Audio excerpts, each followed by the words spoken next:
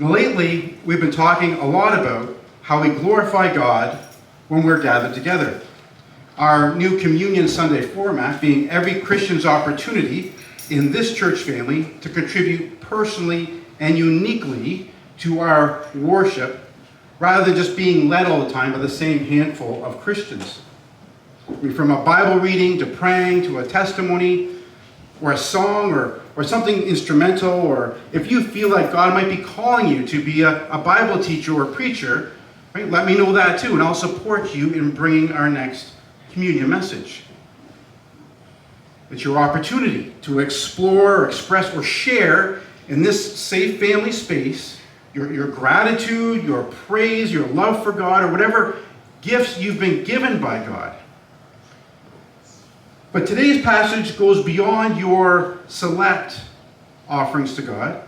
In this morning's next Matthew parable, Jesus encourages every member of his body to share not only your gifts and callings, but to invest all you are and all you have with your place in this life, everything for God, which is the response of the Christian, those of you who have God personally invested within you. And Jesse is coming to read that parable for us.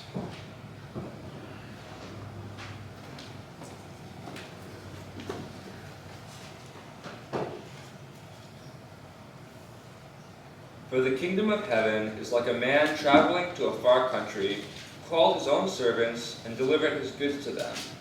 And to one he gave 5 talents, to another 2, and to another 1, each according to his own ability. And immediately he went on a journey. Then he who had received the 5 talents went and traded with them, and made another 5 talents. And likewise he who had received 2 gained 2 more also. But he who had received 1 went and dug in the ground, and hid his Lord's money. And after a long time the Lord of those servants came and settled accounts with them. So he who had received 5 talents came and brought 5 other talents, saying, Lord, you delivered to me 5 talents. Look, I have gained 5 more talents beside them. His Lord said to him, Well done, good and faithful servant. You were faithful over a few things.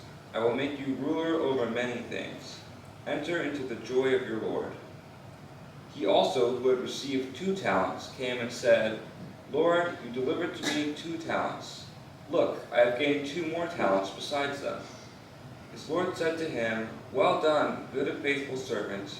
You have been faithful over a few things. I will make you ruler over many things.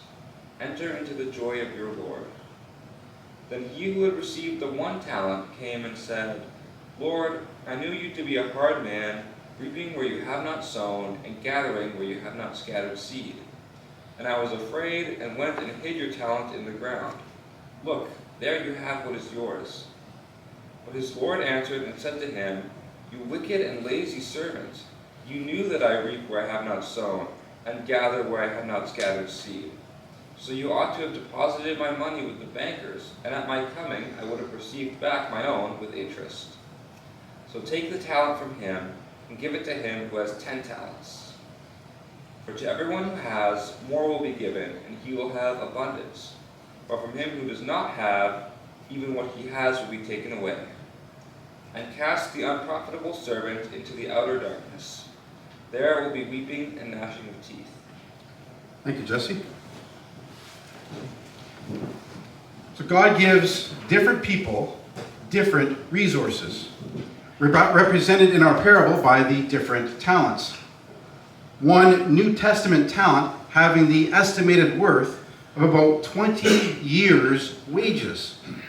Or by today's standards, if a person made, say, $50,000 a year, then the first servant here is given $10 million, the second servant $2 million, and the third servant $1 million. Which is a scary amount of someone else's money to be entrusted with, knowing that you'll be held responsible and accountable for all of it. What has God entrusted to you? And are you living responsible to him with it today? And how you answer that honestly for yourself this morning is pretty important, as Jesus in this parable is apparently distinguishing between those who are heaven-bound and those who are hell-bound by whether or not they're investing their lives for Him. Now, for some people, those God-given resources do include different gifts, like music. For example, there are unconfirmed reports that Jimi Hendrix was asked, "How does it feel to be the world's greatest guitarist?" And he said, "I don't know. You'll have to ask Phil Keaggy." Christian artist, Phil Keaggy. Jimi Hendrix not using his God-given gift for God. Phil Keaggy glorifying God with his. Other people are gifted writers or artists. Some people are born to be athletes. Some people are born with brains for academics. Others are born with a proclivity to serve in leadership. Others to serve in anonymity. Some people were born entertainers. Some excel at math or science or technology. Some people are skilled jack of all trades and creative, so very inventive. Or some love working with children or the elderly. Some are born to be teachers, while others have just always been empathetic and so make really good counselors. Some people were born with wealth. Some people are born into poverty. Some rent their home. Other people own their home or several of them. Some people own a car. Some people own 2 or 3 or a fleet of them. Some people have a fishing boat. Others a yacht or a private jet or a helicopter.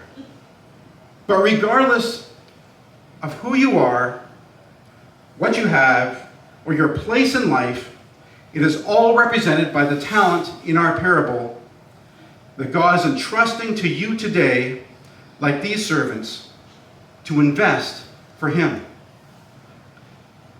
And with the first 2 servants being rewarded with heaven and the third rewarded with hell, we can learn a lot from both, about how Christians do and do not invest their God-given resources, their talents.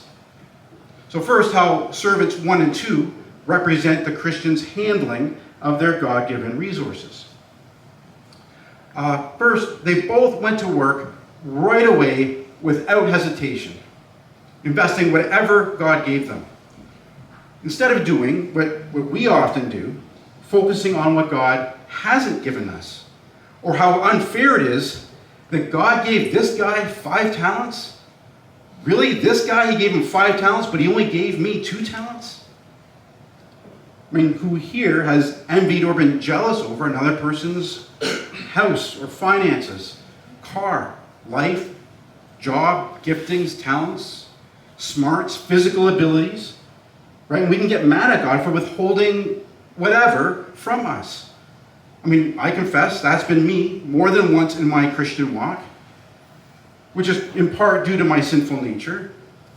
But that's also, our culture and the purpose of every commercial that you've ever seen, to get you to focus on what you don't have, but you should have because you need and deserve it.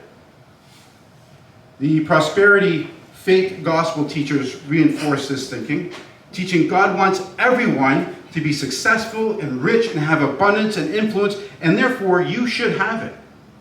I mean, we do see God here having no problem just dishing out 5 talents, 2 talents, 1 talent, or $5 million, $2 million, $1 million, and there's no limit to what God can give you. So if He loves you, why doesn't He?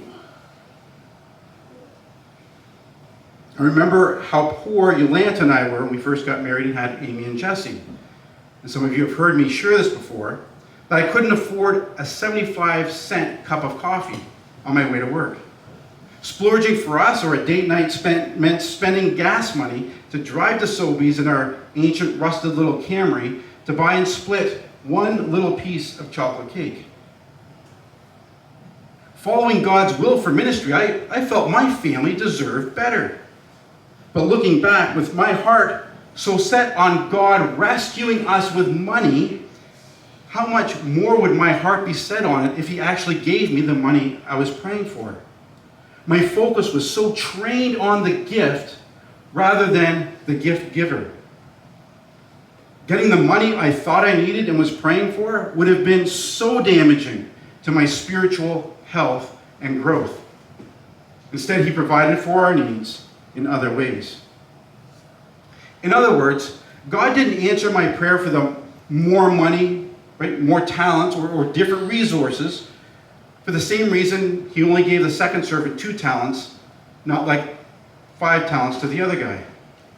Because God gives each according to his or her ability. So God will likely not give you greater resources or different resources to invest for him that are beyond your ability. So quite possible that God does not want you having whatever it is you're asking for if he knows it won't be good for you spiritually. Right? So contrary to the prosperity heresy, it just might be because God loves you that he is perhaps withholding whatever from you, greater finances, talents, other resources. But only you and God can know this. So the first servant, he worked with the 5 talents he had. The second servant, undistracted by not having as much as the first, just worked with the 2 God gave him. And we consumer-driven Christians need to also take our focus off what we don't have or what others have and just invest for God the personal or tangible resources he has entrusted to you today. Now, the second thing we learn from servants 1 and 2 about the Christian's handling of their God-given resources that you have according to your ability is that when you're investing all you are and all you have with your place in life today for him, you're participating in growing your ability for more, in his maturing your faith, growing you as a Christian. His Lord said to him, "Well done, good and faithful servant. You were faithful over a few things, so I will make you ruler over many things." If you're not investing for God what he's already entrusted to you today, should you expect him to trust you with more tomorrow? God made Joseph master over just one household before making him master over all of Egypt. God set Moses over flocks of sheep in the desert for 40 years before entrusting him to lead his people in the desert for 40 years. Same with King David. He was entrusted first with defending his father's sheep against the lion, against the bear, before defending the nation of Israel against Goliath. Or as God said to the prophet Zechariah, "Do not despise these small beginnings." Right? The Lord rejoices. Right? He rejoices just to see you begin the work of investing in his kingdom. So rich or poor, old or young, strong or frail, multi-talented or singularly so, extrovert, introvert, God gives according to your ability, but how much ability you're potentially capable of, you'll only grow into and discover once you begin investing for him the resources he's given you today. Then the third thing we learn from servants 1 and 2 about our own resources is not to undervalue them. Who you are, what you have, and where you find your place in life today. These are the resources God is entrusting to you today to invest for him in his kingdom interests. Maybe you see your personal abilities, your tangible commodities, your place in life, as kind of inferior. Not all that special or impressive, or maybe you're ashamed of them, or maybe you take them for granted. But Jesus doesn't feel that way about those resources, his resources that he's entrusted you to invest for him. Jesus could have used any denomination of money in the parable, but he chose the talent, the highest weight measure of his day, to describe whatever he's entrusted to you. Suggesting that everything you are, everything you have, and even your place in life, God seems to have extremely precious and valuable tools and opportunities for serving his kingdom, his eternal kingdom interests. So Christians value them likewise and invest them accordingly. In Luke, Jesus said it this way, "He who is faithful in what is least," right, no matter how little you may think of yourself, your stuff, your life, being faithful to God with it, is being faithful also in much? Or do we devalue? Do you devalue all you are and all you have in your place in life by withholding from God's kingdom interests?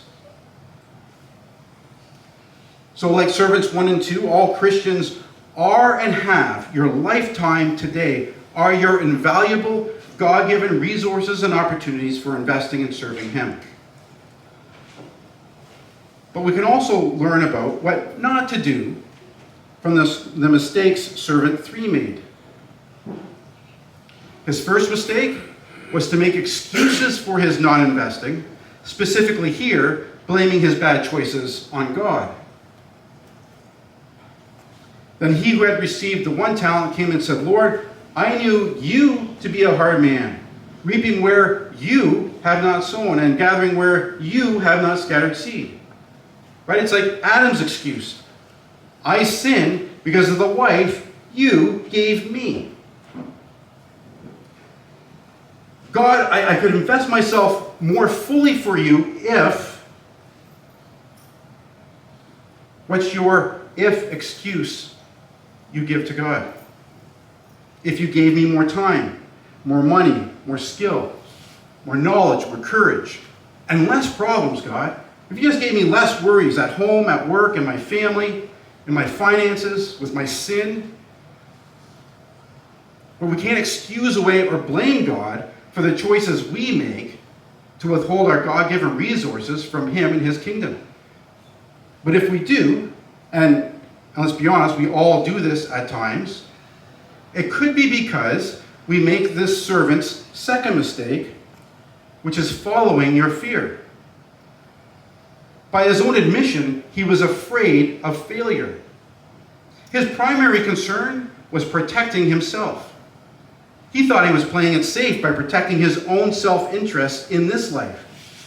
But by not investing his God-given talent for God, he suffered far greater consequences in death.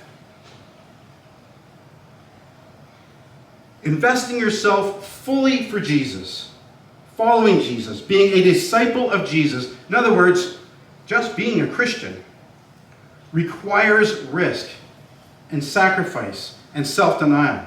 It comes at a cost. And because our God-given talents are different, investing yourself in Jesus comes at different costs to each of us. Risking friendships, risking family relationships, or your livelihood, or your quality of life, or your life goals, or imprisonment or death. It can mean risking your reputation as a fool for Jesus. Investing your life back to Jesus, who gave his life and was counted a fool for you. A Christian might not know for sure which fork in the road is God's will for him, but he prays about it and steps forward into one path over the other anyways. Still really concerned about the consequences for following Jesus, but far more fearful about the eternal consequences of staying behind at that fork, not following Jesus. Like the rich young ruler who met Jesus on the road. If you remember the story, he was doing everything in life right, even following God's written word. But he refused to follow God's living word. Right? When Jesus invited him to come follow me, he said, the costs are too great. So he turned and walked away, a different path away from Jesus, not investing his talent / resources / life into God's kingdom. But not knowing how things will turn out, Christians risk stepping out of the boat. They risk walking by faith, not by sight, taking a leap of faith in the small everyday things or in the big life-changing choices. When you begin investing yourself more fully in the interests of God today, risking your own temporal interests if you must. And just see if you still find your faith boring, which is a sure sign you maybe not be investing yourself in God. The talent you're holding, withholding it from Him. So don't obey your fear. And then Jesus just sums up what this third servant's real problem is. He's wicked and lazy. Now, lazy, I get. But how is he wicked here? He didn't do anything we would consider particularly evil against God with his talent. Right? He didn't gamble it away or spend it all on drunkenness or drugs or entertainment or lavish vacations or McDonald's or adding pineapple to pizza. Yeah. Right? He didn't spend it at all on good or on bad. Which would suggest that Jesus sees burying your talent, not investing what God gave you for him, your inactivity for God, remaining neutral, passive, lukewarm towards his kingdom, as lazy and evil. So from your personal abilities to your personal commodities to your place in life, they're all your God-given invaluable opportunity to invest in God's kingdom today. Servants 1 and 2 in our parable showing us you have, according to your ability, an ability he'll mature as you invest yourself more fully in him, in his interests, instead of our own self-interests. And then what not to do with our resources?